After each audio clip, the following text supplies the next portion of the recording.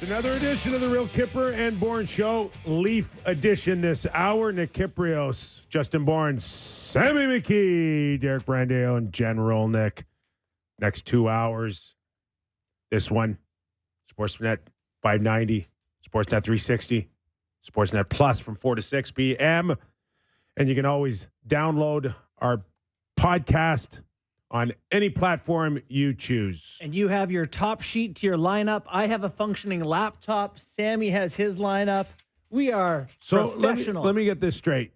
Sammy's needed a new computer for like 2 years now, 3 years. No, I got a new one. No, I know you got a new one, yeah. but you needed one. I did, yeah. For the last, I want to say, since the inception of our show, which is like almost 3 years ago. Yes.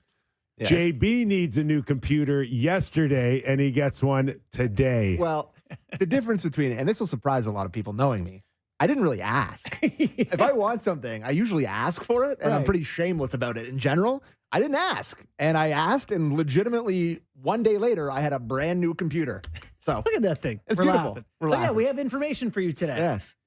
I do have to cover this part up at some point. What's that? Well, you have to get the Sportsnet logo on there. Yeah. Oh, okay. Yeah, Well, that'll for happen now, tomorrow. we'll Pretend it's not give a plug to Apple. Hey! if they pay us. Hey, I sat with Tom Cook for a Leaf game. The least you can do. Who now? Tim Cook. Or Tim Cook. What did I say? Tom, I thought. Tom. Oh. I said his brother. His brother, what does he do? Did you really sit with him? I did. Did he I lend did. you any money? And I had Dennis Chapo, the great Canadian tennis player, beside me. When? Come on. Last night? No. Oh. Like Well, I don't know. 4 years ago. Just let us know if you're sitting by Bill Burr or anything. Did I soon, tell you? will I got a call from Apple saying that we have a VIP coming to the game, and can you sit with him and Come on. explain hockey to him? I sat with Tim Cook for I had dinner with Do you him. have his cell number? I had dinner. I've got contacts. The following year, he invited me out to California to see their new headquarters. Come on. What? Yes. Did you By go? the way, Kip has Did the I most. go? Yeah. Of course I went. Okay, You good. did go? Of course. How was it? Kipper had lots Like- of time when he had no job. He was just like, I'll go to Cali. Why Willy not?" Wonka in a chocolate factory. I gotta tell you, Kip has the most random. The one time we played golf together, and you're like, "Yeah, I brought Rafael Nadal here." I said, what? Oh, you mean one of the most top 10 most famous guys on earth? Yeah. All right. And now that I'm 57 years old, I'm calling him Tom now. that's what a big influence he had on me. Listen, Doug McLean's been on our show 3 years. He doesn't know my name. He almost yet. called you Well, Jason last week. Well, He did. you know, at least I'll excuse that one. Yeah. But All right, the Toronto Maple Jason Leafs. or Justin, whatever your name is. Whatever your name is, dominated the San Jose Sharks. And I got to come back to my boy Sammy from yesterday's show who wanted to plant a seed that there was always the opportunity that the Leafs could play down to their opponent. And you gave out some numbers to maybe suggest that you might want to put some money on it. That was just ridiculous on your part. Okay. Ridiculous because before Well, we you get obviously haven't been listening to my picks for the rest of the year because that's not the only ridiculous before we one. get in anything on the Leafs, including Samsonov being called up, which probably will lead our charge. Let me just tell you, that team last night out of San Jose is just a sheer embarrassment to the NHL. yeah, that bad, eh? Oh, for sure. We Just, suck. they're just not playing. They don't get to play the game. Like they don't have the puck. They don't have scoring chances. They don't get to play. I don't the worst you've I seen don't a team look? understand how bad that gets. Like I get you're in this rebuild or you want to stock the cupboards and all of that, but I don't get how you can actually look that bad. It's right back to as if they were a 1990 expansion team. It's bad. I know. It's really bad. I know. That's as bad as we've seen a team look in the NHL. Last night at 5-on-5, they had the puck in the Leaf zone for 2 minutes and 40 seconds. Now, keep in mind, a hockey game is 60 minutes long. 240? Yeah, 350 for the game total with some power play time. Oh there or my something. God. I played in an era in the NHL when they told you, boys, we got a game tonight against the USA program. So we'd play against Team USA. One year we played against Dynamo Moscow. Yeah. Really? That's cool. Like an exhibition an thing? exhibition game. We would do that as an NCAA D1 team. Yeah. We'd play the Canadian team. That's what last night looked like to me. Just not in the same literal league. No, Yeah. no. I can appreciate the work that Mike Greer has to put in, but like who's helping him I agree try to with build that. this? I'm I'm rookie looking. GM trying to solve this problem. I look at their roster here of what their team is, and I see assistant general manager. What is it? I can't even see. Joe Will, who's probably a cap guy, and Tom Hawley. Tom Hawley was a PR guy. He was in public relations. Okay, really? Yeah, and now he's a general manager. You're looking at that part. So how does he find his way out of it? Mario Ferraro is their number one D-man, right? I would argue, I guess. I mean, yeah, I guess, yeah. If you look at some really good decors around the league, he might be a 4 on some of those. Then it's Ty Emberson, Henry Thrun, Jan Ruda, Kalen Addison, Kyle Burrows. Yeah, that's what jumped out to me about them. Is like they are so far away from thinking about if being they started competitive. trying to win today, it would take 4 years. They have there wasn't one guy on that team that will be there when they're good. Like whenever the year it is that the Sharks go back to being a competitive team, none of these guys will be on the roster. There's not one guy you look at it like, oh, they can, you could picture him being there long term. They stink. Their last win though, guys, was against the Jets. They beat them. I know. They beat them 2-1. That's How did that? wild. We need to study that. How did that happen? Give me the film. I go back and I'm like, Gregor came from there, didn't he? Yes, they let They Gregor couldn't go. Use They Gregor. didn't qualify him. They Great had point. He's Simone- 25. They had Simone Benoit down the street in Anaheim. Yeah. They couldn't see anything that they would bring him over.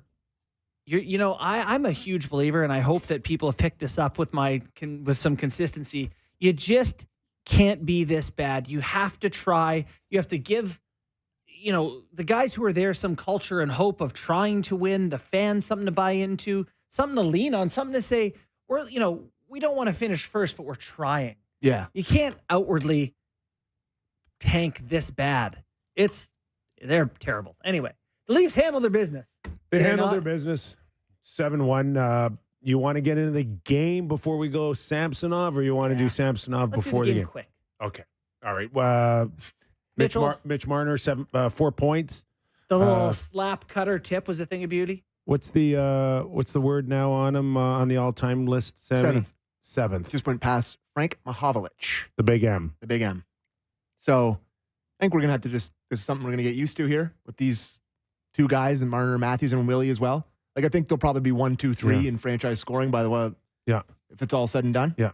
I wonder how it's affect Mitch emotionally, the Nylander contract, because there's no doubt that knowing that Willie's here the next 7 or 8 years, it does, for me anyways, and I don't know how it's affect Mitch Marner or how it's perceived, so I'll throw you this out there, that it seems like forever it was Matthews and Marner, Matthews and Marner, Matthews and Marner. And now it just feels like a little bit to me like it's Matthews and Nylander and Marner now. Yeah. Yeah, Willie's played himself into that group. Do you think Mitch is kind of feeling like, okay, now I got to really ramp it up because I want to remind people that I'm still the guy and I don't want to go anywhere, and Hope so. I'm And like, building this thing up, baby. You would know him better than Sam and I would. I just can't imagine this has had a huge effect on him. I mean, he's got a year and a half of contract left. They're, in a cup run here. He's a good player, You know this market, and if it's not hard to go on the internet right now and have people now speculate, oh, they're not going to sign him. Oh, they're going to sign him. Oh, he wants X amount. Yeah. Oh, they're going to Don't trade you think him. after years here, he's just like, that's just part of being in the market that never stops here? Like, has he not said that he doesn't follow social media in season anymore. Like, Oh yeah, he's had a couple of moments when it's like, screw you guys. yeah. Yeah. So, I don't With- think, with- people with are good like, reason. I've heard a number of people be like, 4 points. Do you think that Mitch Marner saw Willie's contract? I'm like, I said that. no. I said that. Yeah. That was me. What's he had? That was you. I said that to him. He had 600 points as a Leaf. They Yeah, played the yeah. worst team on earth last night. He had 4 points. He has 4 points all the time. He's super good. Yeah. He's so Yeah. good. Yeah. And like, as I've said, I don't think it's a motivation thing. there's just no way to predict where this thing goes without understanding how this team plays this season out. Yeah. And that's times on the Leaf side when it comes to Yes. Mitch Marner, times on Mitch Marner's side to decide what his value is moving forward. Yep. You got to weigh all of those pros and cons out. Which, for me, I'll kind of, draw my line in the sand on this because I agree with you 100%. We don't know until that happens that it's kind of, this is not going to be a conversation for me. Kip, you tend to, if it's relevant, you tell me. But I'm not thinking about Mitch's contract really I don't think it's relevant either. until you right get now. to the playoffs and you figure out and you get to watch it one Yeah. more time. And the way the Willie one played out, like I went into this past offseason, and be like, well, if Willie's not under contract by the start of training camp, he's probably gone. Yeah. I'm like, there's no way they're gonna, do this during the season. And I kind of feel like now that this happened in the season with Brad Treliving, I kind of feel the same way about Marner. Like I'm not like, if it doesn't happen right at the start of the year, I'm confident they can get it done during the year. Like this kind of changed my perception on that. Like that happened He's with a guy you Pasternak want last year. so Yes, much. I know. That's the thing. Like I've really come to the realization that these are just going to be the guys, and it's These like, are really good players. They're Yeah. tough to get. so. Anyways, want to talk about Samsonov? Do you from, want to go is it- into Sheldon Keefe on the game last night? What you learned? I mean, these are your clips. I Sammy. know, but like You guys the- don't want to do the Nick co- Robertson or The conversation to me, he got into the sweet spot for the first time all year and shot it in the net. Yeah. that's the most Nick Robertson goal of all time. He had time and space and ripped it. You're riling up the locals on Nick Robertson. Everybody's like, yeah, see, he can. Like, why? Everybody is obsessed Yes. with Nick Robertson. Yeah, he can do it against Moscow Dynamo. No, but people Yeah, are how much time and space did he have to just turn square up? That never happened. But everyone's and like- he could rip it and score. Yeah, but everyone's like, well, he needs more opportunity. He needs more opportunity. Why hasn't he got more opportunity? There's a reason for this. It's like, oh, you put him up top. They tried him on other lines in other years. It's like people are so obsessed with Nick Robertson being good. And it's just like, I just said he should play last I get night. DMs all the and I was time. right. We get DMs all the time. I do. We did it last night on Leafs Talk, and they're like, what are you guys talking about with Robertson? He needs more chances. Like, get your head out of, like, am I That taking don't crazy impress pills? me. I still every once in a while see him like get bumped around. Yes. I saw it last night. I mean, what But is not a big man. Florida going to do to him? Well, I said to use the same team to Sam. I was like, that shot he got last night, it's just not there against good teams. You don't have that time and space. Anyways. But he can light up a team like that, which is why he put him in spotlight I- last night. You got people being mean to me in my DMs. That's why I was mad at you today. Really? Well, no, but everyone's like, "Oh, Bourne said he could play." I'm like, God, He can light up the yeah, Sharks. you can shoot it. Promise you that. And he love it all for a Pontus Holmberg goal. Yeah. Do He we knew have you were Mitchell? there. He knew you were there last night. No, it was on TSN. So we couldn't find Oh, it. But Masters asked Marner in the intermission about Pontus Holmberg, and he said that he's his favorite player in the NHL. So like, I love But that. That's a goal. and he called him Homer. Homer.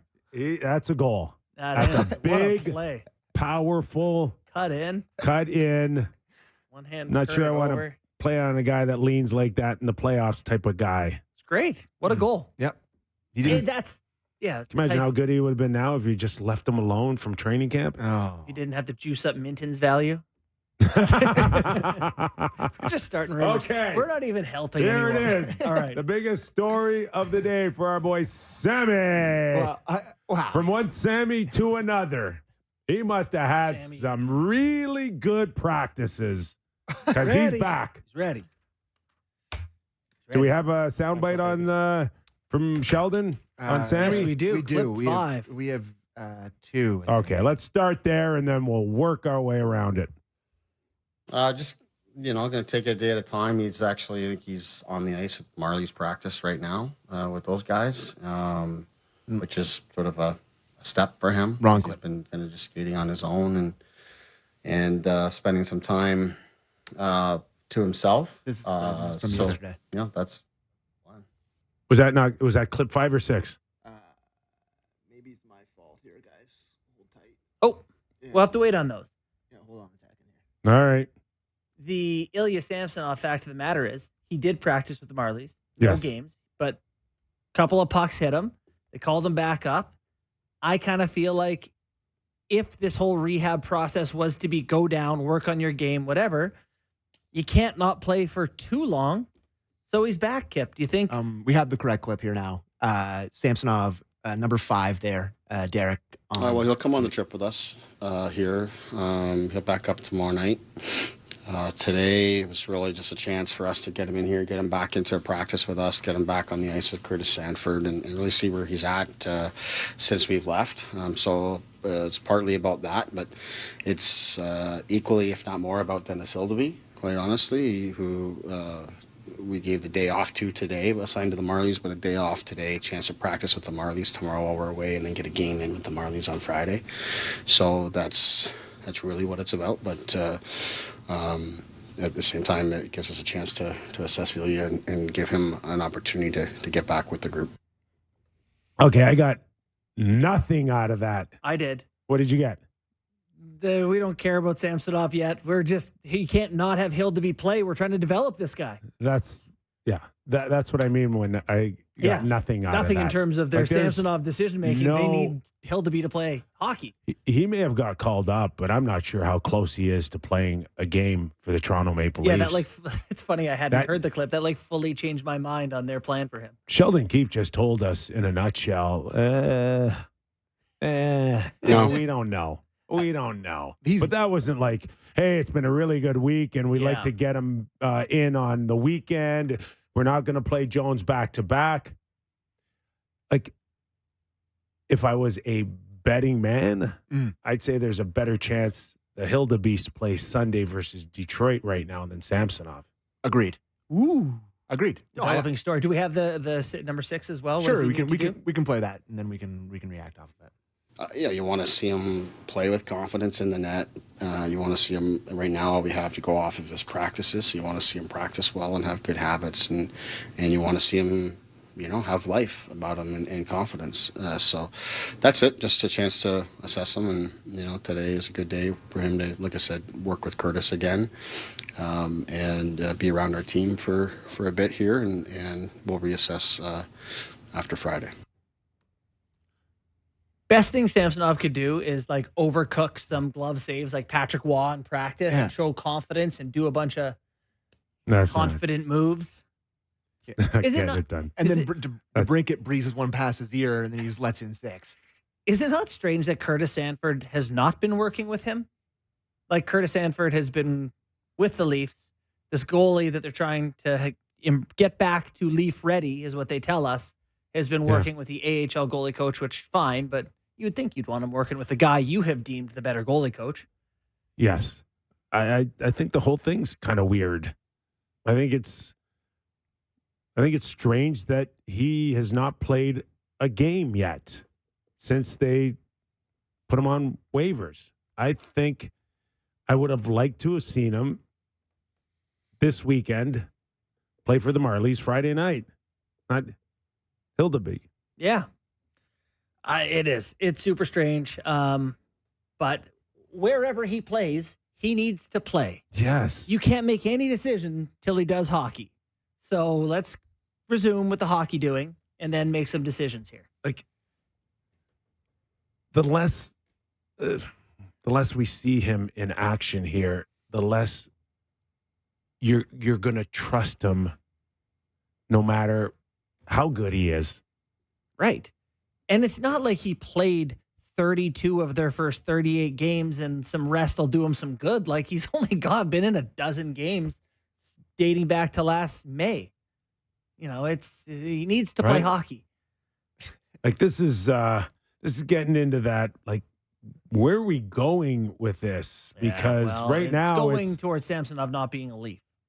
And it's going towards Martin Jones taking the bulk of this thing up until Joseph Woll is ready. Is Joseph Woll and Martin Jones any worse a tandem than Joseph Woll and Ilya Samsonov? I mean, I told you guys yesterday, Jones truther over here. I now am in. If the Leafs didn't have Jones and he was playing for some other team with a 930 and in 11 or 12 starts, you'd be saying, what could we do to get a guy like Jones? What would that cost? He's here. That's a good point. You know, he's as good a bet as anyone as Jake Allen is. His career peak is higher than Allen's, and they're no different in age. But so if we asked 32 general managers who would they rather have, Jake Allen or Martin Jones, I'd say probably all of them would go to Allen. Do you think so? Yeah, I do. Yeah, I mean, that could be the case. I'm not so sure that 32 guys would be right in that case. I think they're kind of the same quality of guy you're getting.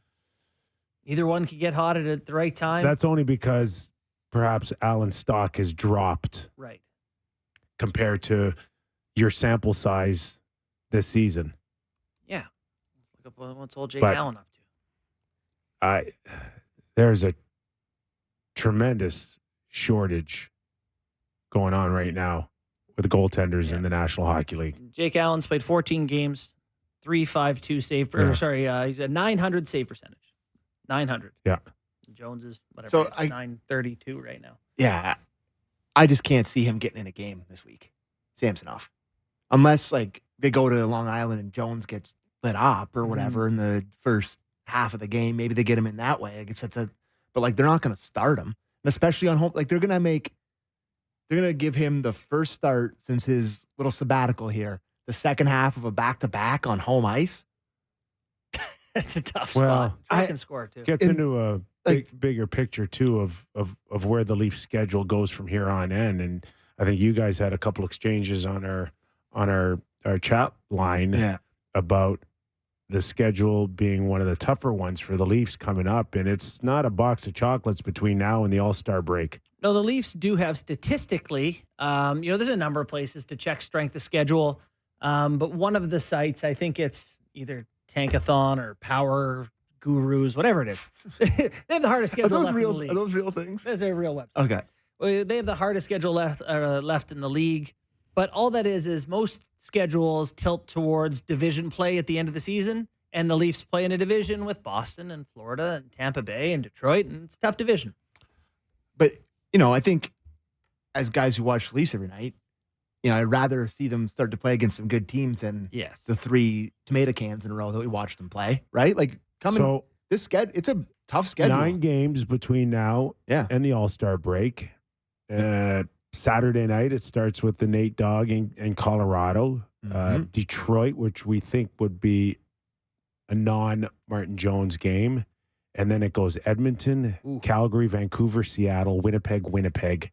So Winnipeg, Vancouver, Edmonton. Those are like, the 3 hottest teams. Isn't that where you look at Martin Jones and go, now let's see what you are. Let's see what you are. The best records in the NHL since November 24th. The Oilers are the best, 16-3-0 and 842 winning percentage. The Jets are second, 16-4-2, 773. Canucks are third, 14-5-2, 714. So the Leafs will see a bunch of the best Canadian teams. God, it's fun having a whole bunch of Canadian teams playing well right now. Let's go. Give me some good matchups here. And then you can make some decisions on who's what for this team come playoffs. But that stretch, you know what that says to me? You need another goalie you trust. Where's Woll? Is he not ready for those? No. That's too bad. This is a trade deadline decision here. They're gonna keep rocking and rolling here with I think so. Jones and I think so. The ghost goalie. Either Hildeby gets in or Samsonov gets another crack. We're going to see one of those guys at some point here. Yeah, I the most important thing is Martin Jones has bought you time. He certainly has. Absolutely on fire. Lots of teams, some of them have already had their pro scouting meetings. A lot of them are going through them this week. This is when decisions get made. This is what we think we need. So start buckling down on wants and needs. And for the Leafs, how do you not? And they just finished theirs, I believe. So how do you not have your goaltending conversations throughout the league? Should we listen to Keith on what he learned from the winning streak they've just been on? See if there's anything there. Yeah, sure. Clip one. Yeah, sure. We've just found a groove, found some comfort in playing in close games. I think, we come out of that Columbus game, which I thought we played a good game in that one, but it's a mess, right? You give up 6 or lose the game. It gets the team's attention. You get a chance as a coach to get the team's attention. And nobody likes that. You don't feel good coming out of that game. And things just kind of snap into place. I mean, over 82 games, so, you snap into one of these stretches where things go well and you're feeling good and you're in a groove. And then you get some stretches where you just can't quite get it. You're out of sorts. So right now we're in a good groove and feeling good about how we've performed here of late. Schedule's going to get both busier and more difficult, the rest of this month. So we've got to keep building on this. Which means going to need a whole lineup from top to bottom. Max Domi, 17 minutes. I don't know. Someone said on our show yesterday, maybe might be a good idea for Max Domi to play 17 minutes. I think he listens to our show. Definitely not. We got to go to get to Matt Martin, but you said during yesterday that you'd like to see all the stars play no ice time, and 15. Your wishes were granted. Yeah, Tavares played the least on the team. Willie second least. Yeah, they played barely. Marner played 16-22. Matthews played 15-30, 15-53. Perfect. Yeah. Sets up for them playing more coming up. They're going to play more. Rest the dogs. All right. We're going to take a break here. Matt Martin, New York Islander forward, will welcome his former club, the Toronto Maple Leafs, into Long Island on Thursday night. We'll talk about that and more when we return on Real Kyper and Bourne. The Kypreos, Justin Bourne, Sam McKee back waiting on Matt Martin, who is closing in on 1,000 games. All right, he's ready. Let's welcome in New York Islander, Matt Martin, former Toronto Maple Leaf. I was just saying to the boys here, 1,000 games closing in here. It's a big number, Matt. Does it feel like it? Well, doesn't really feel like it. I mean, so what? Full season to go, so we'll see how things shape up. But a lot of hockey I've played in my career, and pretty proud of it. And how much of that, I wonder how many of those games have been with Cizikas and Clutterbuck. Like, they have been synonymous with your career there. How close are you guys? You guys must be like family at this point. Yeah, we're like family, all right. A lot of bickering back and forth at one another, and mainly Casey and Cal. I'm kind of the mediator in all of it. But, we spend a lot of time together, obviously take a lot of pride in what we do and what we've done. And, the bickering is usually in, our hearts are in the right place, I guess, because we just want the best out of one another. So we spend a lot of time together. In the off season, we all live in New York now, and it's been been a good ride, been a lot of fun. I know you guys are coming off a tough loss against the Vancouver Canucks. You welcome in the Toronto Maple Leafs tomorrow night. Does it feel like moons ago that you were a Toronto Maple Leaf? And what's it like playing against the Leafs for you personally? Yeah, it does. It feels a long time ago. I guess now it's 6 years since I played in Toronto, and I enjoyed my time there. For the most part, not necessarily my playing situation, but Mitch Marner is one of my good friends. I'm actually he's going to stop by shortly for dinner. But you make friends along the way. A lot of good relationships. Love the city of Toronto. My wife Sydney and I loved our time there, and but we're happy to be back in New York. This is where I was drafted, and pretty fortunate to have the opportunity to come back here. I don't think too many guys end up leaving a place and working their way back. And not only that, ending up getting back with their same two line mates that they were with before. So it was very familiar and easy transition to come back here for me. And this is where I'll spend most likely the rest of my life, and we love it here. Matt, tell us a little bit about the state of the Islanders right now. You guys are in a dogfight in a really tough division. There's got to be, 7 very good teams in the Metro this year. Looking at the guys that have helped you have some of your success, maybe tell us a bit about Noah Dobson, a guy who previously hadn't been a household name, who probably deserves to be at this point. Yeah, well, first, just for us as a team, to your point, the Metro just always seems to be a dogfight all the way till the end. Even when we were on a hot streak there, we couldn't really pull away from the pack, and then you lose a couple, and you're flirting with 7th, 8th place in the division. So, I think it's just a couple points to separate 3rd from 8th.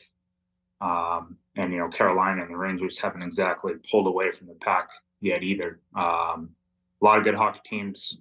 And we just got to, continue to fight and continue. Every game is going to be important from here on out, and got to find ways to pick up points. And then Noah Dobson is, this year especially, it's kind of blossomed into, a star defenseman in this league. He works hard at his game, always has. I think last year he probably got some unfair criticism. I think people forget how young he is, and the responsibility that he took on. Being a top pair defenseman on this team, and this year is with the addition of Horvey and Barzy even kind of finding a new level in his game. Those 3 guys, along with Brock Nelson, just seem to be really the catalyst for our team offensively, and we rely on them every night. We're talking to Matt Martin, New York Islander forward. Matt, you guys have not been able to string back-to-back wins, I think, since the second week in December. What has been the main issue here on the inconsistencies? We've had we've had a long road trip against some pretty good teams out west, come back home. I'll play Vancouver, play Toronto tomorrow, and then we go back on the road again. I think, at the end of the day, our biggest issue this year has been, when a team does get a goal, we got to come out right after and take the game back or change the course. We've blown a lot of 3rd period leads. A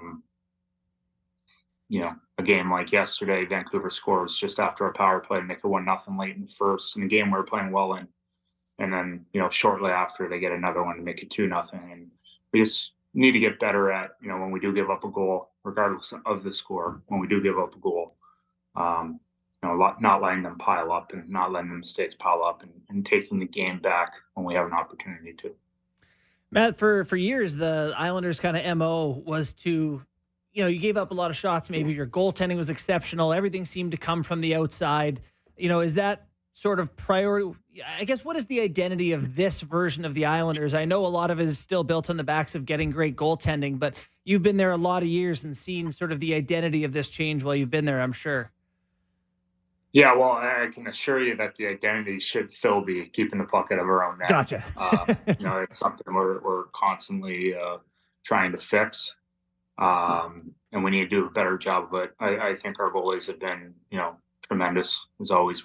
I think Ilya Samsonov is one of the best in the league, and Varlamov's a starter on every other team, and just about every other team in hockey. So we have one of the best tandems, if not the best tandem, and we got to give them a little bit more support. I think we've gotten a lot better offensively, and maybe there's a little bit of give and take there, but we definitely shore some things up defensively. We give up too many opportunities, and mainly they're off poor execution on breakouts and turnovers and wrong situations. And those are just areas where we, as a team, can be smarter, because our defensive structure, is more or less the same, and we've proven that it works. We just got to execute better. Not that I'm going to put you out to pasture just yet, but you are getting up there a little bit. And when I look back at you breaking into the league, in 2010, can you talk a little bit about the evolution of the tough guy, the 4th line guy? The Leafs recently signed Ryan Reeves, and it's hard for him to get into the lineup. I think of your days with the Leafs, and it was kind of hot and cold on whether or not they wanted a tough guy in the lineup every night. Where do you see this thing moving forward? Where's the next Matt Martin going to come from? Yeah, it's kind of constantly evolving. I think the rules have changed. I spent my first probably 4 or 5 years every off season there trying to get me bigger and heavier. Wow. And then you turn around and next thing you know, the rules change. And for the last, 7, 8 years, they've been trying to get me lighter. So, I think there's so many mobile players, especially on the back end these days, the amount of offense that these defensive guys play, like Quinn Hughes last night, for instance, just such a dynamic player offensively. The speed of the game's changed, the rules have changed. I think when I first came in the league, all the defensemen were 6 foot plus, and you're seeing smaller and smaller guys in this league now with the rule changes. So, and then I think it's, the way teams want to be built. Some teams want to be built. You look at some of the West Coast teams, look at LA, they're a big team. And then you look at some of the teams on the East, smaller with speed. Back even in the early 2000s, you looked at a team like Chicago and a team like LA winning the Cup back-to-back years. It felt like each year teams were trying to replicate those teams. Mm-hmm. And I think those are the trends you see. But, with the rules constantly changing to make the game faster, I don't think it'll ever get to the point where it's, that big again. Although, with the way, training is and sports sciences, I'd imagine big guys are going to become pretty mobile and fast as well. So, for myself, it's always been constantly evolving. I've always had to kind of change my game to stay in this league. Obviously the way things ended for me in Toronto, a lot of people counted me out and thought my career was going to be over right after that. And I have been able to, continue on for 6+ years here. So I go into every off season trying to, get faster, get better, improve on the areas I need to improve on. And, but at the end of the day, there's trends to this game that you got to kind of follow and stay in tune with, or else you'll find yourself on the outside looking in. Well, and one thing I think that Leafs fans here have kind of come to grips with is that we've yet to see a team just kind of pure skill their way to win. And the Leafs every trade deadline are like, how can we add some grit and muscle? And I guess I kind of feel like the pendulum might be swinging back a little bit in the sense that come playoffs, like it's still a game where intimidation and physical hockey matters. Oh, absolutely. And for the most part, I think whistles go away and, refs are going to, when it comes down to it, let, the boys decide it by themselves, try not to get involved. Nobody likes it when they get overly involved.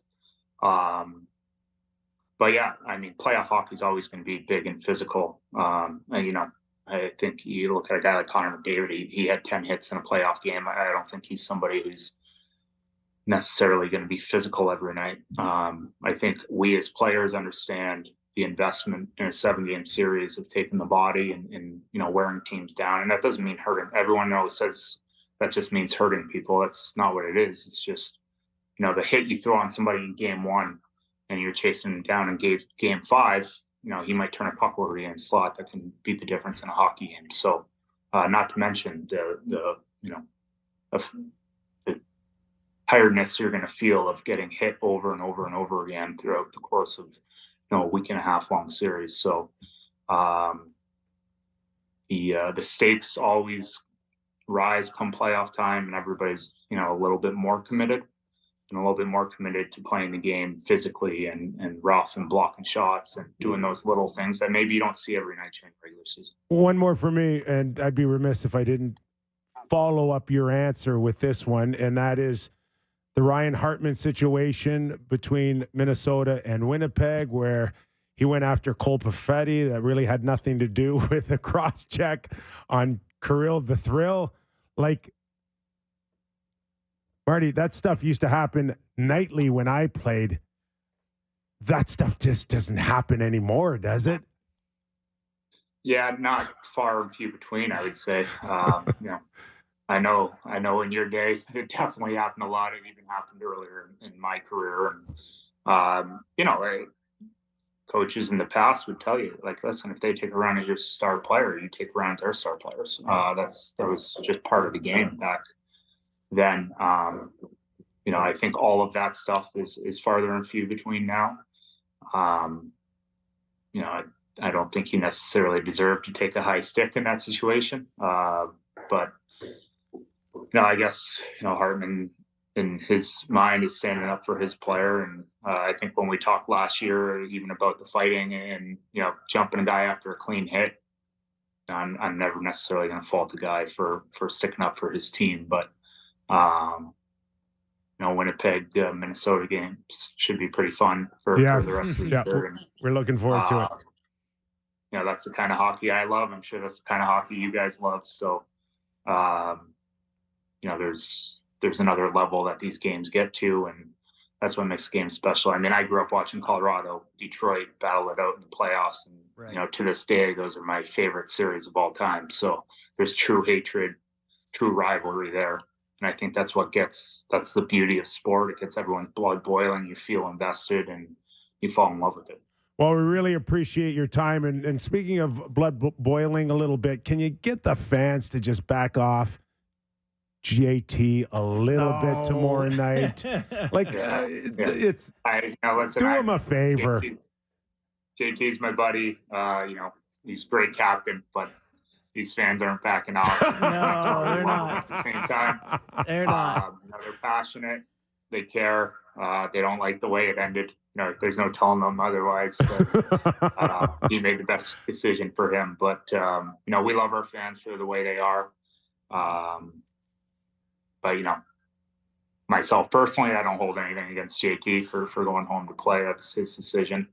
But yeah, our fans aren't going to let up, and that's the beauty of it. They're not. And you know what? I just want to say before you let him go that, Matt, Matt does a lot for the Clark Gillies Foundation. He's an ambassador. He's an MC. Does everything for him. We're very grateful for you. Grateful for your time today, man. Appreciate it. There you go. Thanks, Matty. Guys. Appreciate it. Bye. Matt Martin. What a class guy. He is that for sure. And honest, and got a lot of time for that guy. Yeah. He has, there's in the Instagram and TikTok era, there's like all these like best chirps and everything that goes like best hockey chirps of all time. And like you watch these videos, him getting Drew Miller was one of the all time Drew Miller, because it was during like the 24/7, and Drew Miller was like, "Oh, why don't you go back to the minors?" And he looked at him, he was like, "You spent more time in the minors than me, you dumb F. Go dye your hair." Because he had like pitch silver hair. But it is unbelievable to have spent more time in some of the minors, tell him to go back to the minors. And he was just like, "Go, you spend more time than me there, you dumb idiot." Go dye your hair is just a ruthless chirp. Imagine a team telling them to get bigger and heavier and stronger.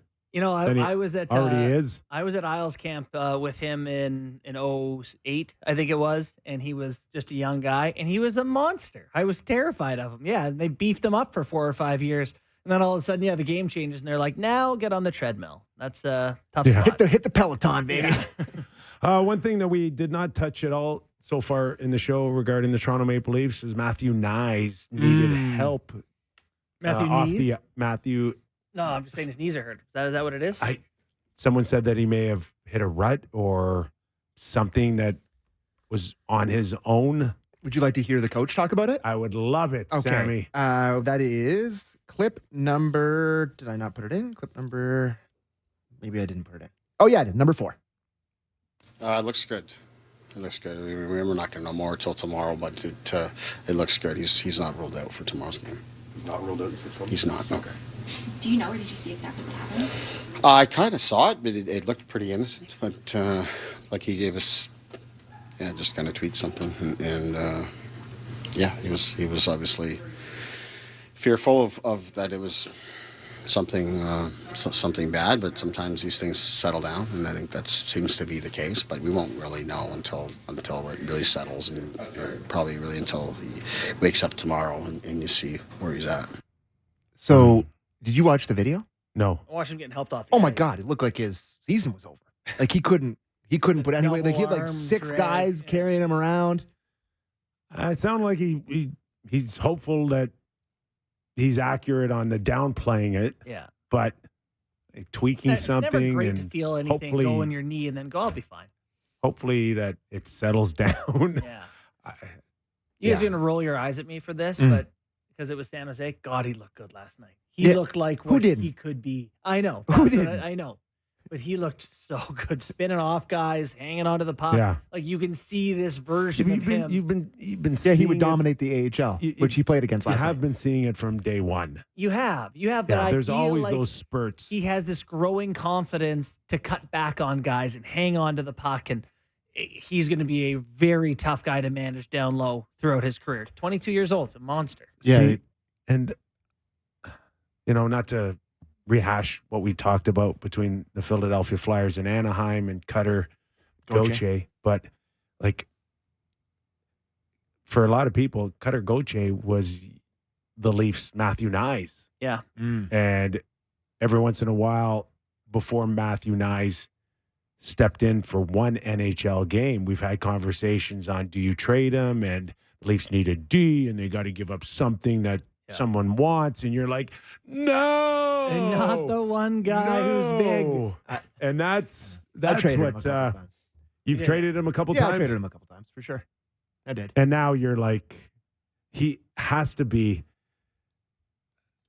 the most untouchable guy outside of the core guys, of course. Yeah. But like, as far as that one chip that Brad Treliving is constantly getting asked is, where's your wiggle room to move Matthew Nyes? And it's like non-existent. No, I wonder if he had just become so good that they stop hearing those calls. Like no one calls and says, what would what's Matthews, available for? Like there's a point where you just don't call on guys, great players anymore. Can he get into that group? That's No. few years away. Yeah.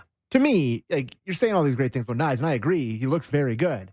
But if the Leafs had have traded him for like a really good defenseman last couple of years, Yeah.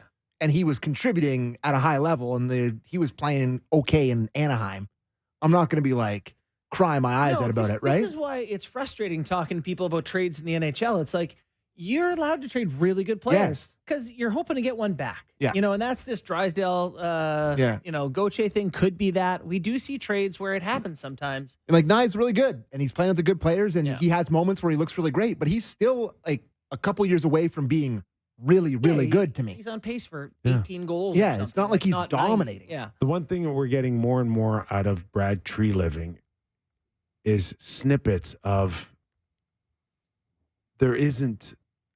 don't expect this magic trade to now get us to the next level. Yeah. What's more apparent That's how you know he's new here. is the cupboards are fairly Bear. empty thanks to Kyle Dubas. Sure. And that's why they might be short conversations for him. I don't know how in play the Leafs will be when you're locked into the thought that Matthews Nyes is untouchable right now. We're not trading him. And really it comes down to how you feel about Minton and the kid in London, Cowan. Yeah. Hey, man. I feel like I haven't brought this out in a while, but I'll drive either to the airport Love it, Sam. for a good player. Like I don't care about 3 years from now, boys. This team is in its competitive window at this moment. It's time. You don't have to make good points, Sammy, but there's a good one to end our first hour bud.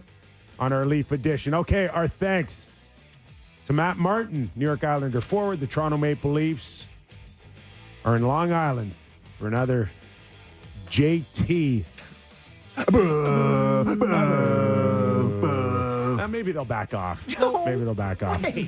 But don't you back off our show as we take a break. We come back, more Real Kyper and Bourne, the National Hour. We'll talk Winnipeg Jets. Maybe better than the Vancouver Canucks? Maybe.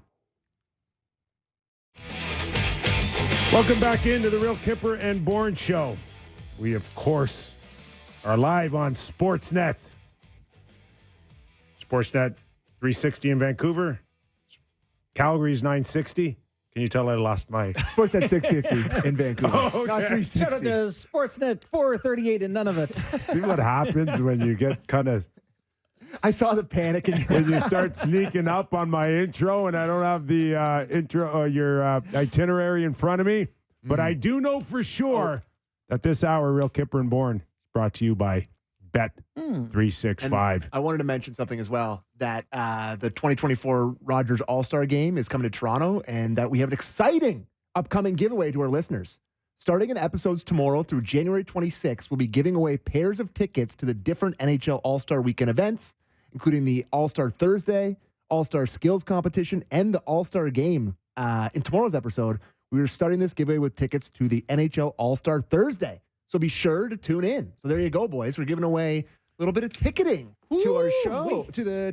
And That's gonna be awesome. I'm hearing the Beebs is all in on Beebs is this The Beeb. All-Star Reporting. weekend. Not really reporting, but we've heard. Yeah, Can we him get him and on the show? Austin We should- Matthews. Let's reach out to Bieber's camp. Let's get him on. Kipper, I mean, that's more Kipper's circle You got his than me. number? No, I don't. But Kipper's runs in those circles. Bill Burr probably has his number. Ask Bill Burr for Bieber's number. We got to grab somebody. Yeah. Well, we're going to have somebody, but we want Bieber. Yeah. I want the Beebs to come to my Eric Lindros skate on Thursdays. Okay. Well, we're starting the movement here. Is that it's at North Toronto? Yeah, don't do that. Do that, Don't do Sammy. Now we got there's going to be Sammys all over the place yeah, now. right. Give me a break. No, that's not the case at all. Top security at North Toronto. Yes. They won't let anybody in. No, not at all. Except Biebs. Trust me, Biebs is in. they wouldn't want to see us on Thursday morning or me anymore on Thursday morning. They got way better things to do. Okay, Sean Reynolds is going to join us soon. Sportsnet reporter in Winnipeg.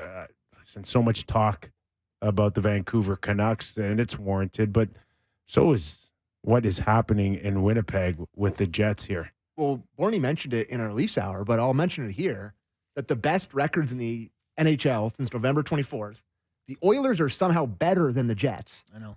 At 16-3-0 for an .842 winning percentage. The Jets are 16-4-2 for a .773, and then the Canucks are a 14-5-2 for .714. Like, you saw the Oilers coming. I think you knew the Jets would be good, but not this good. And the Canucks are a complete surprise. So it's a pleasant surprise for everybody in Canada and people at Rogers. Yes, sir. Okay, let's welcome him in. Sean Reynolds does a terrific job following the Winnipeg Jets for us here at Sportsnet. Let's bring him in. It's probably been, 4 weeks since we last had you on. And I mean, we were talking about a pretty good start and a pretty good run, and it ain't going away anytime soon here, Sean. We had some talk about Vancouver, and there's a guarded optimism in terms of what lies ahead in the back half of the season in Vancouver.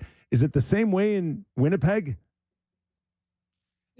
Based on what happened last year, considering that the Jets, a lot of people forget the Jets were first in the West right around this time last season before they started that precipitous fall they had, and almost the biggest collapse in NHL history had they fallen out of the playoffs at that point. So there's a lot of people who are thinking that. Now, I know we were having a lot of conversations after Christmas and leading up to around this time of year, last season, that what the Jets were doing wasn't sustainable. The floor was about to fall out from underneath them. They were winning games, but it was those things where you see teams go on a little bit of a heater, and sometimes by the third last game of the win streak, or fourth, sometimes fifth, you're looking and you're saying this team is going to have a fall and it's going to be ugly. That's what you saw from the Winnipeg Jets. So because of that last season, because of that fall, there's a guarded optimism about this.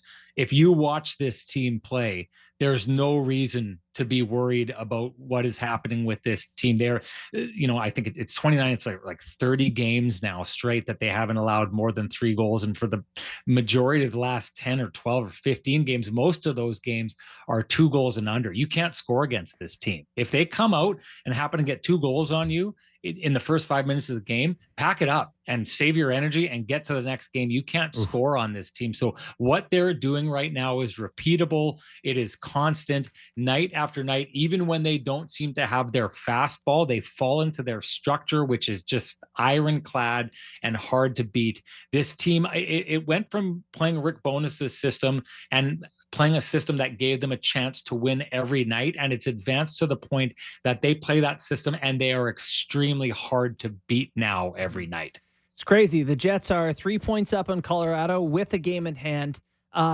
They are the 6th team in NHL history to allow 3 or fewer goals in 30 straight games. How much of that is Connor Hellebuck? How much of that is good team defense?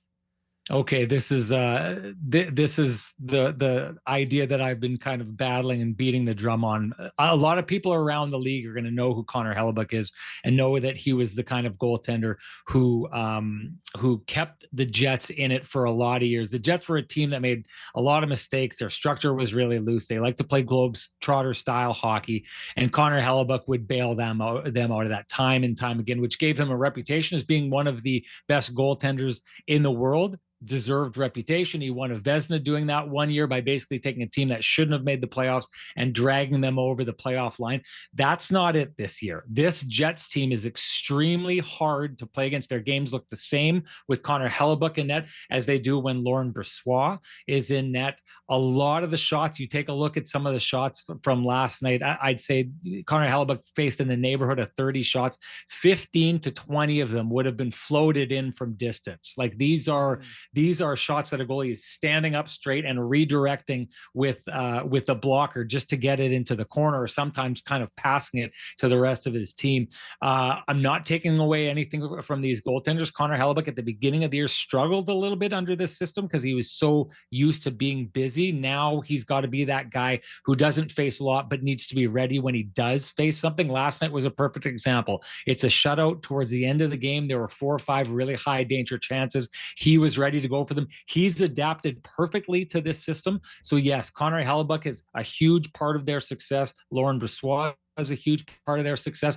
But if you didn't point out that the Winnipeg Jets system is the most ironclad, I'll say it, the most ironclad system, defensive system in the NHL right now, you would not be doing your job. We're talking to Sean Reynolds, Sportsnet reporter in Winnipeg, for us doing a terrific job. So we often talk about conversations already about coach of the year, and certainly Rick Bowness would be in there somehow, some way. But executive of the year, Kevin Cheveldayoff. Can we talk about 2 things? And I'll leave the trade for Pierre-Luc Dubois on the sidelines for a second. Just the ability now to have found a way to sign Mark Scheifele and, of course, Connor Hellebuck. But focusing on Hellebuck, where would Hellebuck be or Winnipeg be right now if Kevin Cheveldayoff did not sign him? And what would he have been looking at on a next deal if, in fact, he was potentially going into UFA this July? Oh, well, I mean, it's a really good question, Kyper, because I think what happened this year is he went out looking and they were exploring trade options for Connor Hellebuck. And I don't know that the market was necessarily there for this expanded deal that you're thinking of. Like the one thing I'm taking a look at, and it's a copycat league, right? So the Vegas Golden Knights go and they win the cup with, a bunch of goaltenders that don't make a lot of money. They kind of used 3-4 goaltenders last year to get to where they were going. Laurent Brossoit is the goaltender. The Jets backup goaltender is the goalie that booted them out of the playoffs last year. And I think that there's a little bit of a belief within the league that the $10 million goaltender, that experiment hasn't worked, right? It's come close a couple times. Carey Price almost dragged the Canadians over the line that one year, and Bobrovsky woke up last year and did a lot.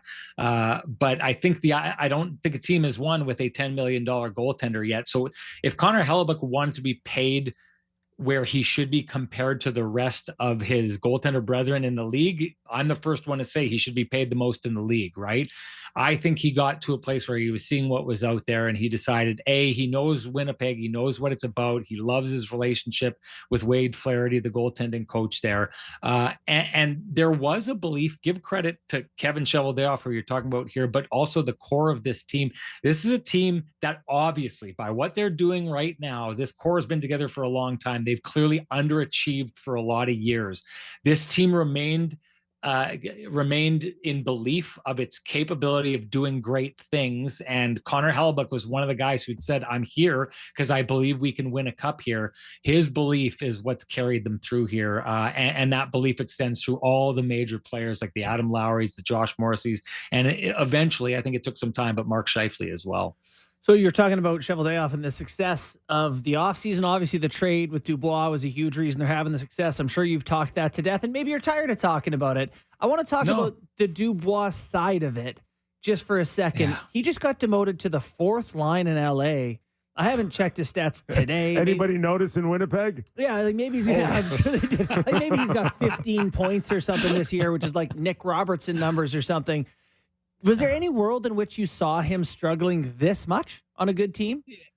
Yeah, yes. And the reason I say that is because when he came to Winnipeg, a lot of people forget that same year, I'm talking about the Montreal Canadiens going to the Cup final.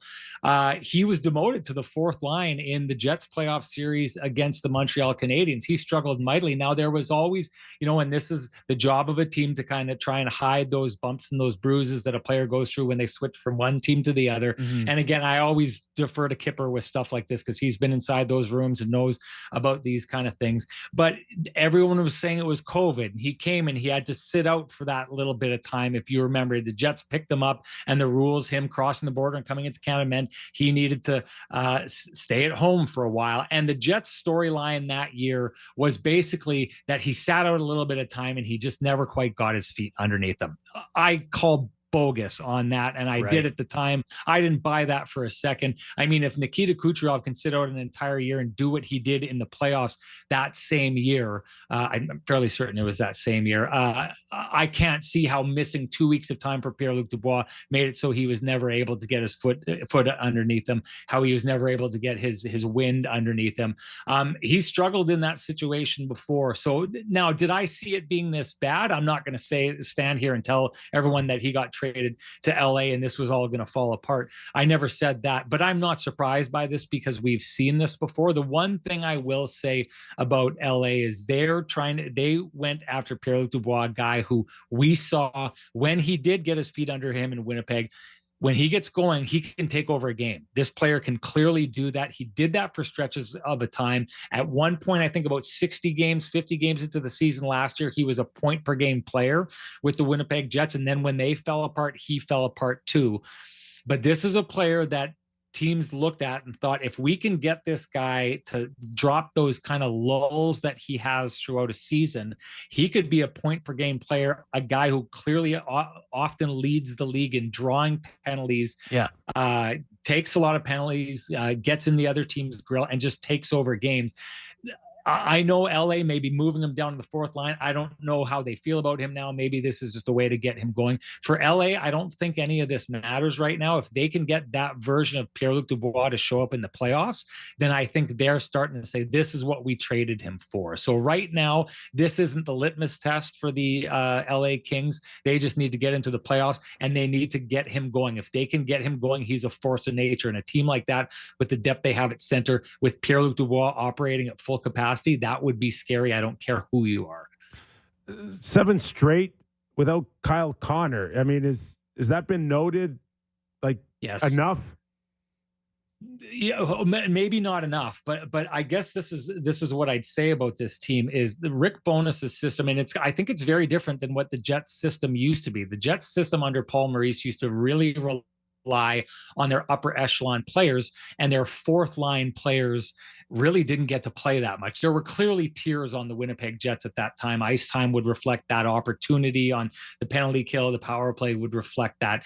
This Jets team now is set up in a way where great line that Rick Bowness told me about Mark Scheifele. He said Mark Scheifele is more skilled than everyone else on the team, right? So when he's in the offensive zone, he's going to have a level that he can reach that other guys on the team can't reach. So I don't expect Adam Lowry to look like Mark Scheifele in the offensive zone. But on this team, in this system, Mark Scheifele better look like Adam Lowry in the defensive zone.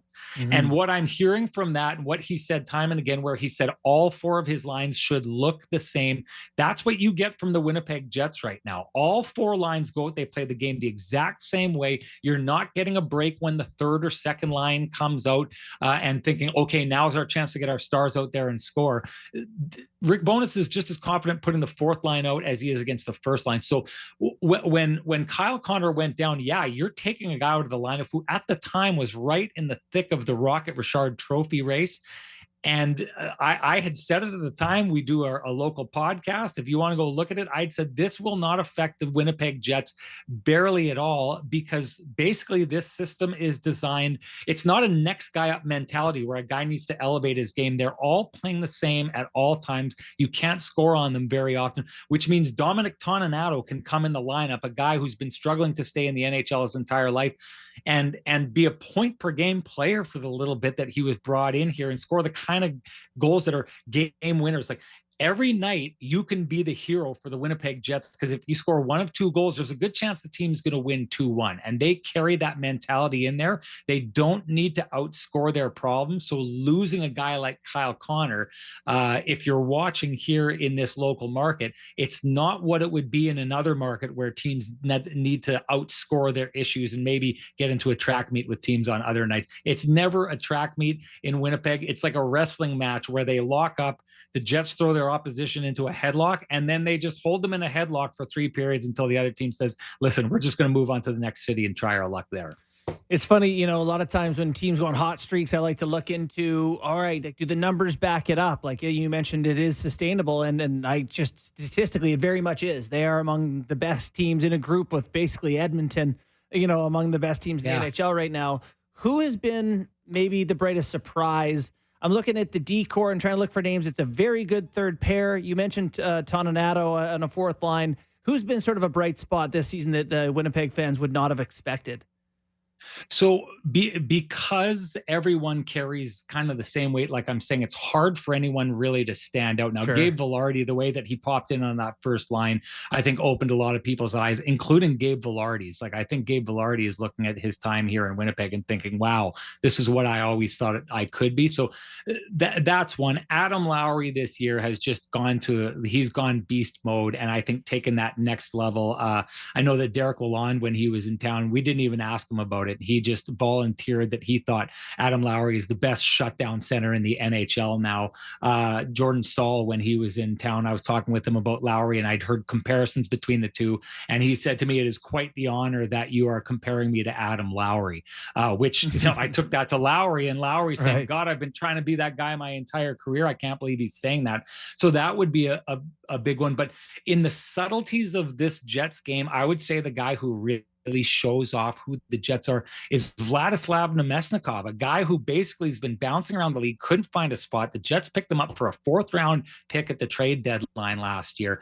They didn't have that second line center because Pierre-Luc Dubois left, and they were going to try with Cole Perfetti at the beginning of the year. It didn't work. He was getting targeted. He was getting beat up. So they had this gaping hole at the second line center, and Nemesnikov has moved in there and not just settled that line. They thrive. He does it defensively. He does it offensively. And he's that kind of guy. And I don't know how many of these guys exist in the NHL, but truly, if the coach came to him tomorrow and said, hey, Vladdy, you've scored 8 points in 5 games, you're going to be a healthy scratch next game, Vladdy would be like, okay, if that's what you think we need, that's what we'll do. And there's just no hint of ego there. He is just so focused on doing what is important for the team. And I do think that kind of attitude has really bled through. Mark Scheifele doesn't need to carry as much of the weight or have as much of the spotlight anymore. Everyone, I think, has really sacrificed on this roster to kind of, taken a little bit away from themselves to give more to the team. And it's why we're seeing what we're seeing.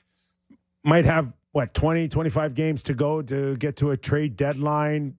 You assume that everything should stay pretty even keel for the Winnipeg Jets, describing what you've witnessed already. So what does that mean at the trade deadline? Does Kevin Cheveldayoff go all in on trying to win the Stanley Cup?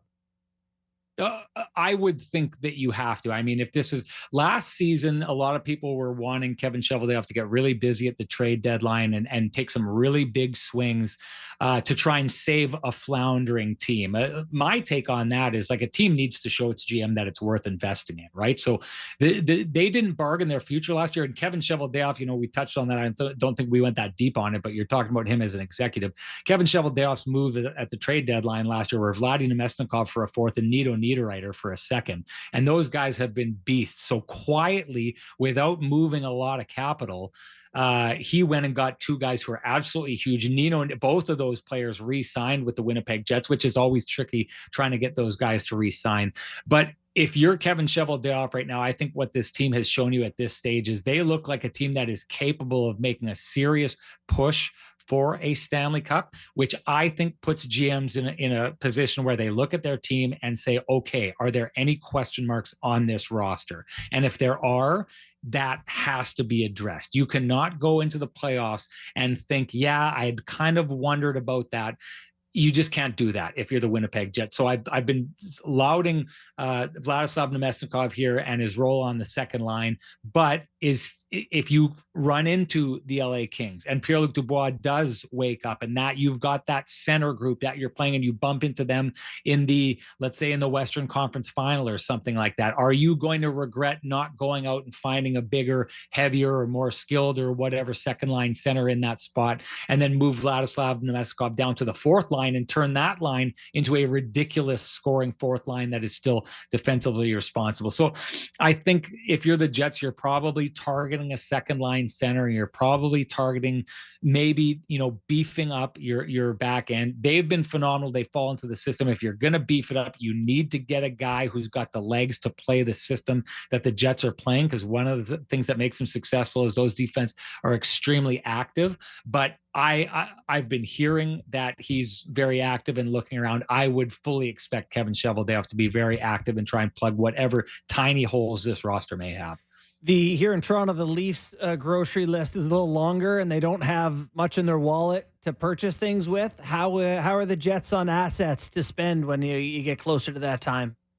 Oh, they've got, this is again, so if we're going to talk about Kevin Cheveldayoff and the job he's done, listen, I don't want to sound like I'm that guy who's just like all sunshine and unicorn. Buddy, they're first in the NHL. If you can't now, when can you? Enjoy it. Enjoy it.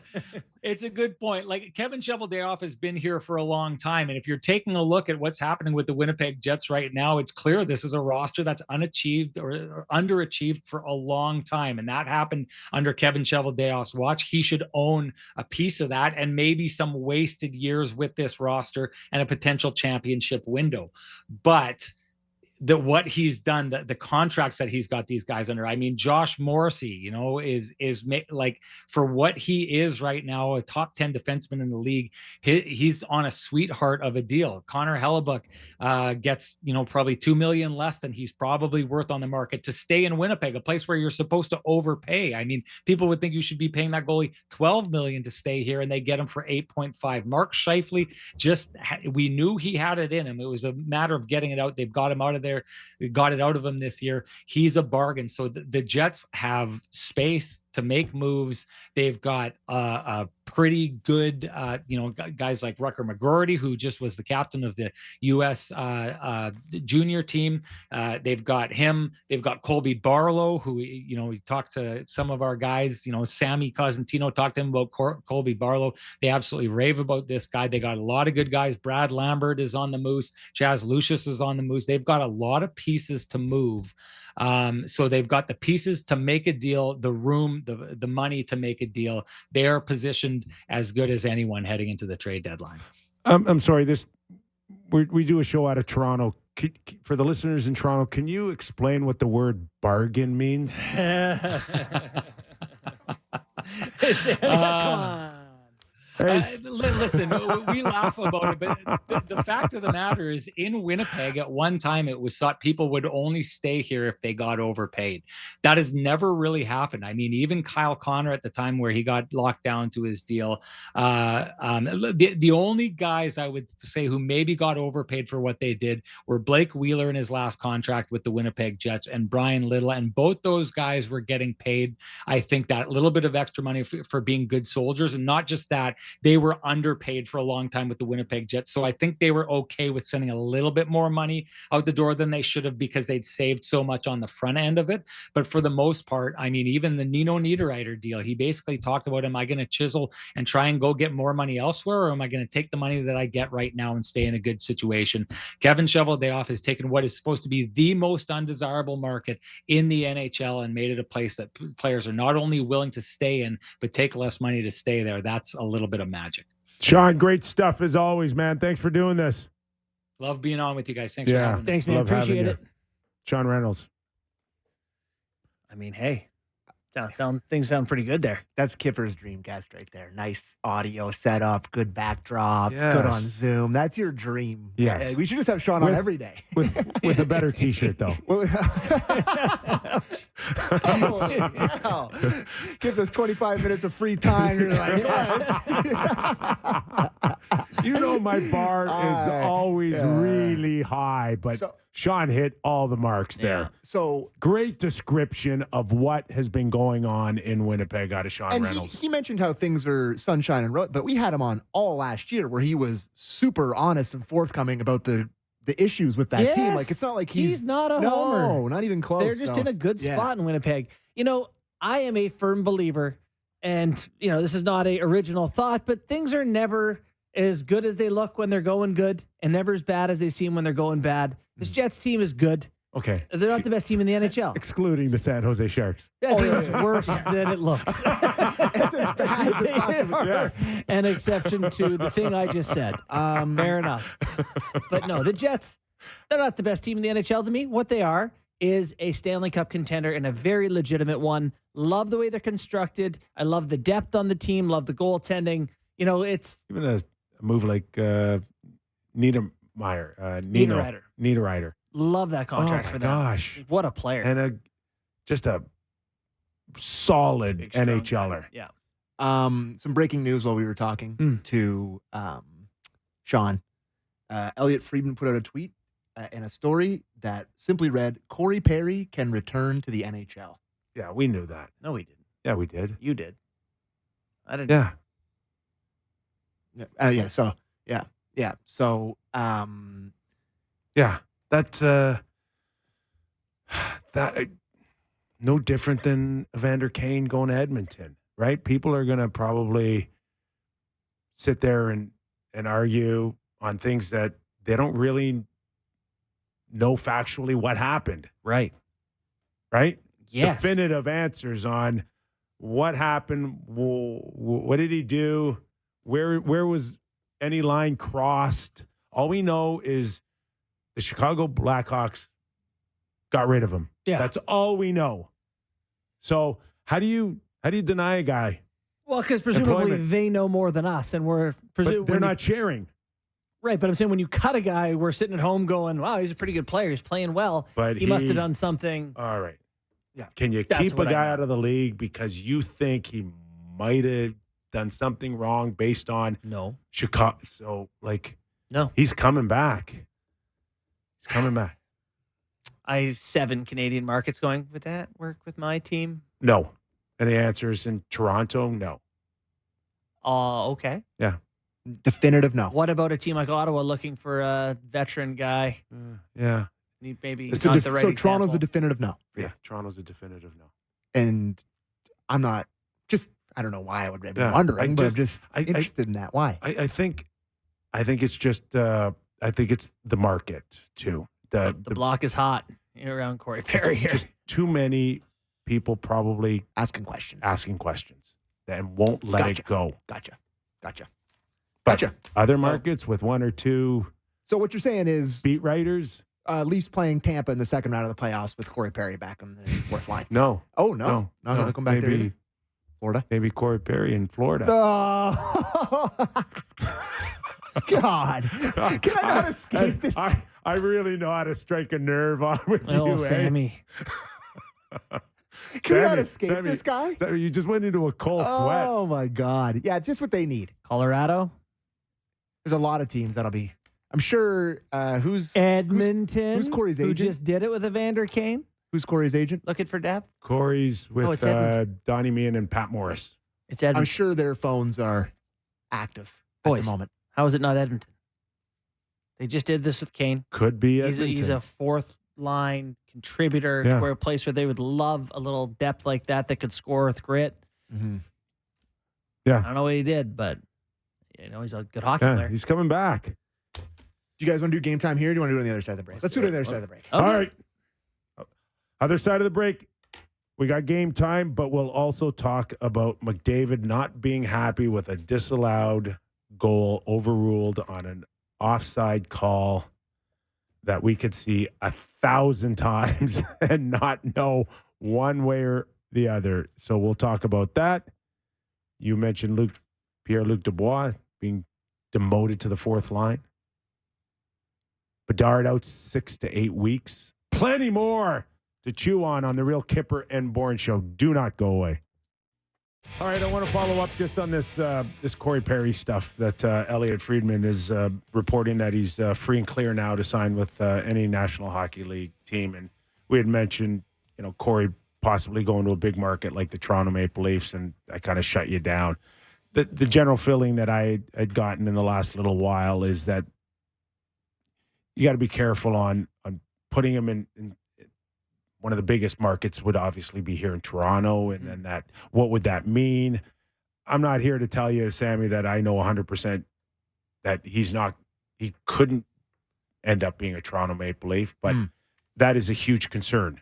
No question about that. Yeah. And, if the Leafs wanted to float out, which is common in the news world, that they're interested, then you see the reaction of your market. And if there's a chance that a lot of people aren't going to care, then there's some momentum to maybe move forward with it. If it, again, is one of those, you can't bring that guy here, then you move on. Can I ask you if you think he would be interested in playing here? After what happened with Dubas, listen, not getting signed. He's had numerous opportunities to let the Leafs know how much he wanted to be a Toronto Maple Leaf, and it never materialized. Now at this point, if in fact the Leafs have had a change of heart and they believe that the market will accept him with open arms, there's always a possibility for Corey to end up a Leaf, but. Okay. I get what you're saying here. Yeah. I'm reading what you're saying. Can we do game time? You bet. All right. It's game time presented by Bet365. Visit the app for the latest odds and find out why it's never ordinary at Bet365. Must be 19 plus. Ontario only. Please play responsibly. Only 3 games on the docket tonight. But I'm looking at the Flyers and the Habs. And Jamie Drysdale is making his Philadelphia Flyer debut tonight. And the Flyers are pretty heavy favorites, as I'm pulling this up here. They're minus 185, which is a huge number for the Flyers, as they're not a great team. The Canadians are plus 155. But I do like the Flyers tonight. I think it's a big bump getting the new sort of top guy in there. Yeah. They're all feeling really flyery because they were super mean to a kid who had rights. And they're like, we're going to boo and be happy. And like, we're going to be greasy, and they're going to win this game handily tonight in James Drysdale's debut. I think there's some pressure on Jamie here going into that market. Question. And he got traded for a huge prospect. He has to hit. He has to hit Big time.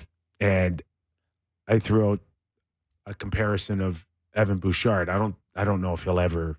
I think he can shoot the puck like Evan. Few people can. But he's gonna have to produce fairly early here. Yeah. I don't think that there's some. The bar's been raised for the Philadelphia Flyers. What's he, 21? Yep. The bar's been raised, and their fans are going to expect a guy that can carry an offense, a blue line. Is he ultimately going to be a number 1 defenseman in this league? And if he's not, then this trade blows up in the Philadelphia Flyers' face. If he isn't a guy, and he doesn't have to do it this year. He's like we said, he's only 21. Yeah, but he's got some games underneath his belt, as young as he is. But he's going to have to turn out to be an A-type defenseman here for this trade. Kip, he's saved by the fact that he didn't do this, right? Like, this is not. He didn't force the trade. They're going to be mad at Gauthier if it doesn't work out. I don't know that I understand that you want a top guy to play well, but I don't think this is like we expect from you what we expected to get from him necessarily. Flyers fans are obviously that reasonable. They're definitely not creatures. Maybe they'll be creatures. From a management point of view, there should have a feel of equal value. And I don't know how fast we're going to see Gauthier in the National Hockey League. I assume by the end of the year, if Coach's opinion, you should be there now. if I'm not mistaken, he's back at school, right? Yeah, I believe so. Yeah. But So the whole idea here is that he wanted to start his career a lot sooner. Yeah. He just didn't want to do it with the Philadelphia Flyers. yeah, no, you're right. I mean, it's a spotlight on a kid that definitely didn't have it playing out in Anaheim. So, and Torts, things just got hotter for sure for him. Like there are eyeballs and attention on his game. And really good one in the nightcap tonight. Vegas at Colorado. Excellent game between two really Yeah. good teams.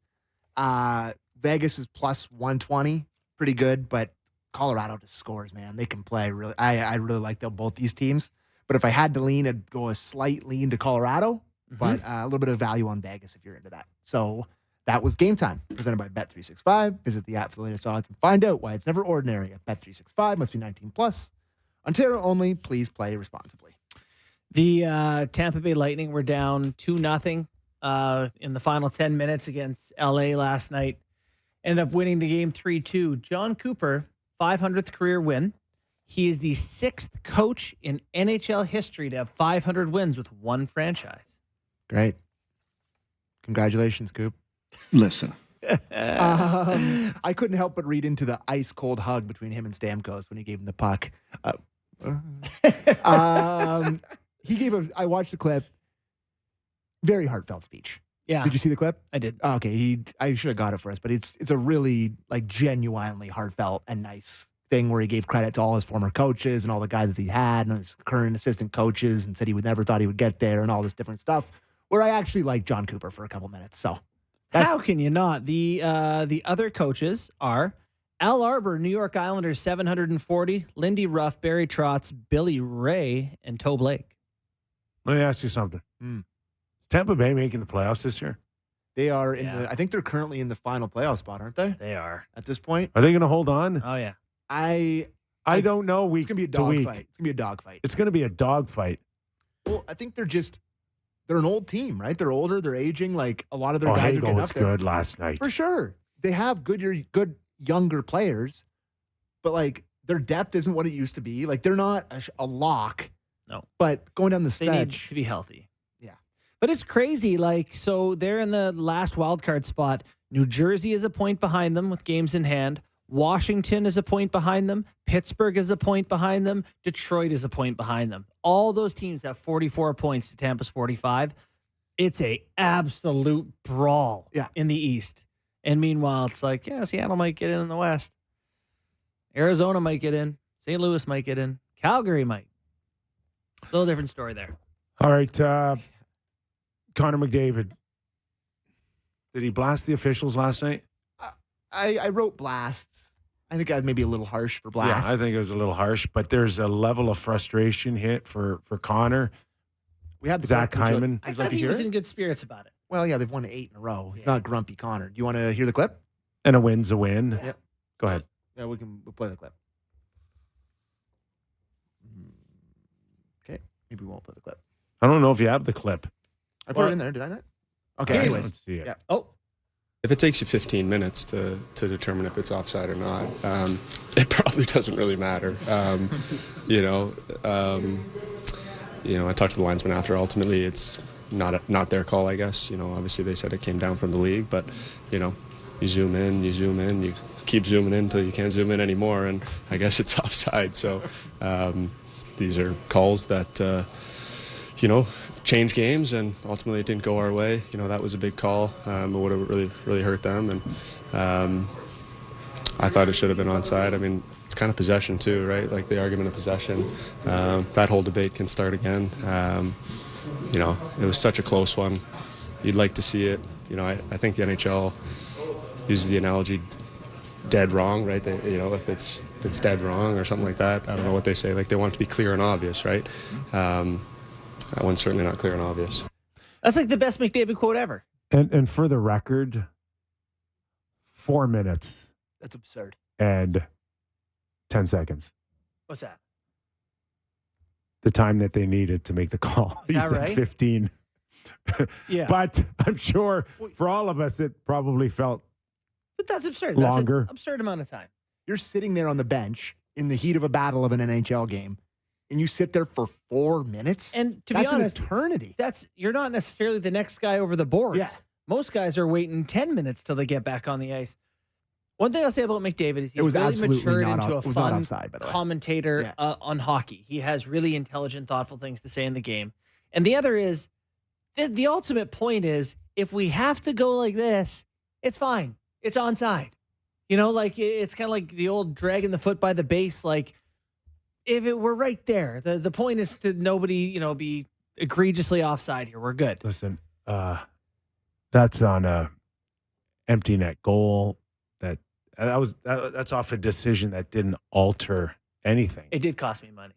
Cost you Goal and a money. half? I Cost had a goal and a half. Oh. Yep, in a parlay. Zach Hyman's having a monster year, and he wants goals. He wants to see how high he can get. That's nothing worse for a goal scorer than having a goal taken away. Yeah. So,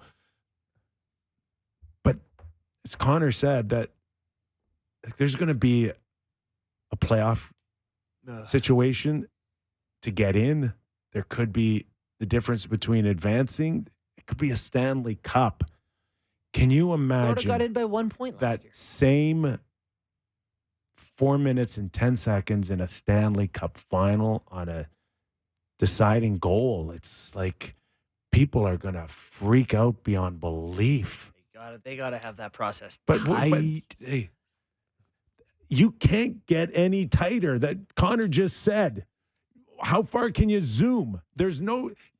Is there anything tighter than what we saw last night? I've watched it 100 times. It is not. It's absurd they reviewed it for that long. It's onside. If you call that onside, it's onside. Yeah.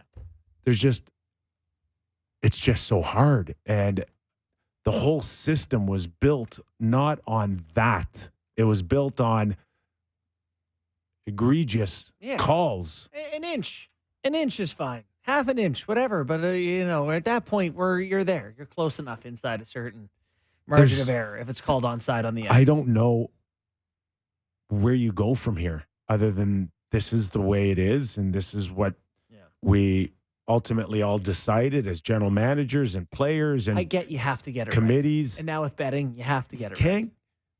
The genie is out of the bottle. You cannot put it back in. No, but you can streamline the process. 4 minutes and 10 seconds can be expedited somehow. Have those banged out, but you are a couple still of views. Trying to get it right. They're not wasting everybody's time on purpose. But I think you can get it right faster. Without, like if you wanted, you could make that take 40 minutes and you could, recreate it and put it in it. There needs to be we're getting it right within a margin of error that's a certain amount of thickness. Anywho.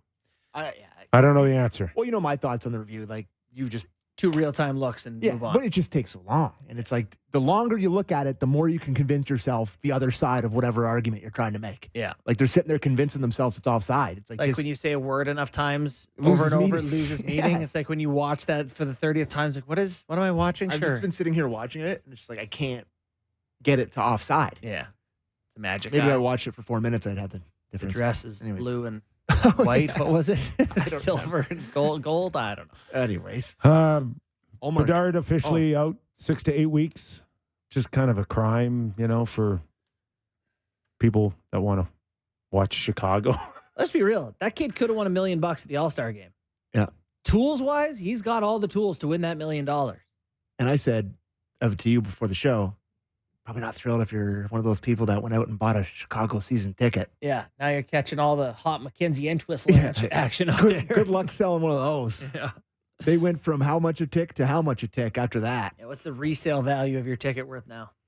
Kind of derails his run of breaking Austin's total goal record that he beat Ovechkin, who Ovechkin beat Is that right? There was some train of I don't know where is he on how good of a goal scorer you think he can get to be. Yeah, he's in that pocket of players. As soon as you put some talent around him and he puts some meat on his bones.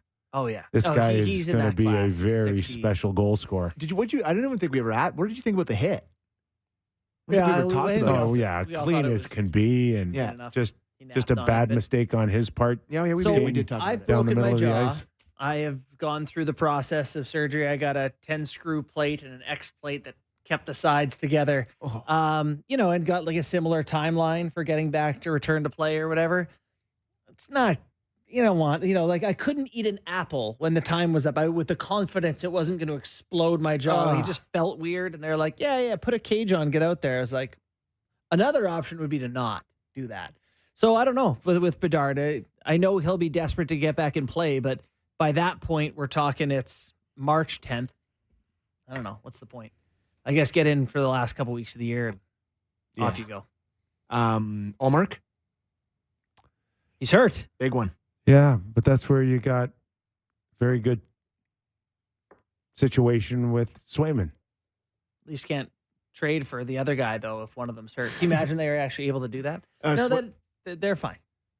Yeah, but the other guy, whoever they call up, will have to play at some point. The goaltending thing I do want to talk He about. won the Vezina. It's not like you can just shrug it off. No, but we if did. the Leafs that lost a Vezina to goaltender, the sky would be falling. But the Swayman will be fine. It's like, well, it's a different situation without the backup goal, without your co-pilot. And Boston's not awesome. I know they're still doing very good. They're better than most teams, but last year they had 130 some points.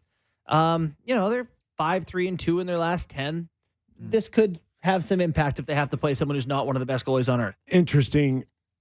As we talked to Sean Reynolds at the top of the hour about goaltending, and if in fact this is the year for a Demko or a Connor Hellebuck or a Bobrovsky, how quickly does the copycat league go to, oh my God, we need a stud number one. Yeah.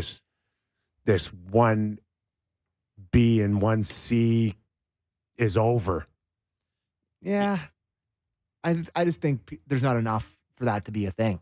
Well, there is if you can get rid of your heavy contracts somewhere up front or on the blue line and put it back in. I mean, there's not enough goalies to do that, Kip. Like there's not enough goalies that are good enough to play as many as Hellebuck play. Well, just those guys play. But whatever it is, Sammy, the want to go out there and find it and get it. That's all. Yeah. Askarov or whatever, Askarov, he's tearing it up in the American Hockey League. He's a 920 after being, just get him in the system and let Saros move on. Yeah. So maybe he's a guy that plays for a different team here in the next 2 months. The Leafs. That's how it's happening, yeah. I would like that very much. They paired him with I've been talking Wool about this for a Jones. year and a half that he should be on the Leafs. Anyways. High cost. For sure. All right, as you said, just 3 games on tap. Sportsnet, I think we'll have Montreal and Philadelphia lead the way on Wednesday Night Hockey. You close this out. I just want to say give Quinn Hughes the Hart Trophy. I watched him last night. He's just unbelievable. He's very good. Carry on. I was on this early. All right. I was on this early. You guys made fun of me for this take when I was pandering to our Vancouver audience. More now. roads? More awards you want to give out, or we'll save that for tomorrow? Nope, I'm all done. All right, our thanks to Matt Martin in the first hour of the Real Kyper and Bourne show, and then Sean Reynolds, who does a terrific job following the Winnipeg Jets. As we said, 3 games on tap. Enjoy your Montreal, Philadelphia right here on Sportsnet. And we're back tomorrow. If you get a chance, give us a rating and review. We'd love to hear from you. Give us our feedback, what you think of the show. Yeah, we need help bad. Please let us know. I get a lot of feedback. Have a great night, everybody.